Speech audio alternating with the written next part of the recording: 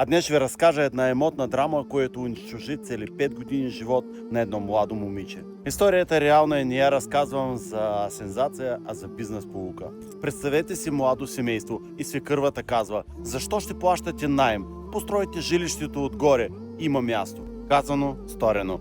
5 години влагат всичко. Заплати, бонуси, труд и построяват дом. И казват: това е нашето. Но, за съжаление, както често се случва в съвременното общество, бракът се разпада, караници раздяла и идва логичният въпрос: какво ще правим с това жилище?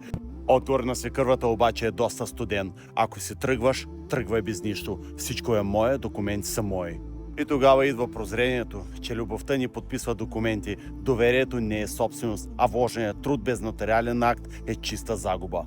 И да знаете от мен, че имотът не е емоция, имотът е документ. И ако не е уреден юридически, може да се окаже, че не е твой.